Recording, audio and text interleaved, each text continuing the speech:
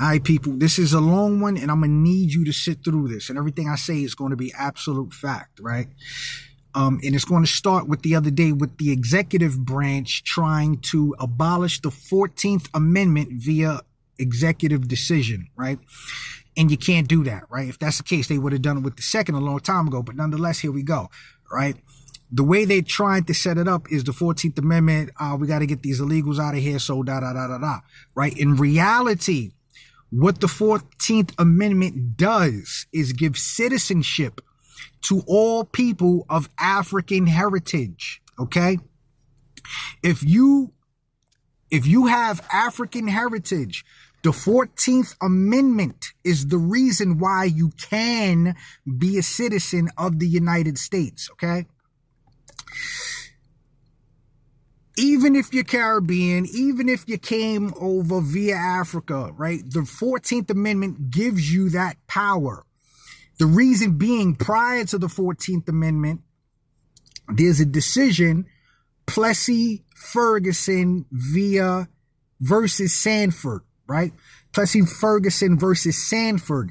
In that decision, which was pre-Civil War, states that people of African descent cannot be a citizen of the United States. So abolishing the 14th Amendment, which came after the Civil War, right, brings us back to decisions prior to the Civil War, in which those cases become set precedents now. So abolishing the 14th Amendment removes all citizenship from people away from African descent, right?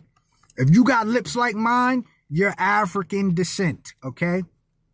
If you listen to salsa music and eat plantains, you're African descent. You understand this, right? Now, the interesting part is that this form of apartheid, right, had been in place in South Africa up until 1994. And how they determined your Africanism in South Africa during this time up until 1994 were two ways. And they did this in Jim Crow America also. One was called the paper bag test, right? And if your skin was darker than a brown paper bag, you were deemed as non-other, right? And the pencil test. So they would stick a pencil into your hair to determine the rights you would receive. Now, this includes my family, right? Some of you may pass the brown paper bag test, right? But your children will not pass the pencil test. You know what I'm saying?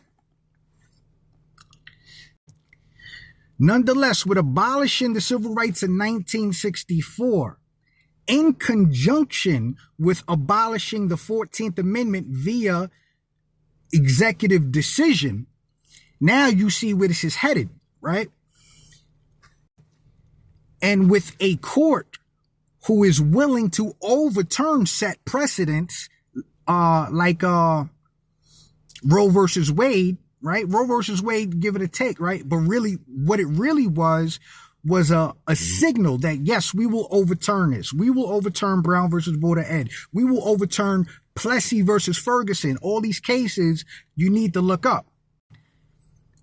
If it comes down to it, they're willing to revoke the rights, the citizenships of millions of people.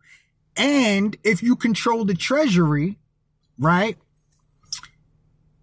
you get to determine who has what, who's who, and who belongs where, okay? Now, if this happens, right, what it's going to do is bring us into another civil war, okay? One, you and your children will not be able to reap the benefits of, because you're just the fodder. You'll be just the fodder in the mix of things,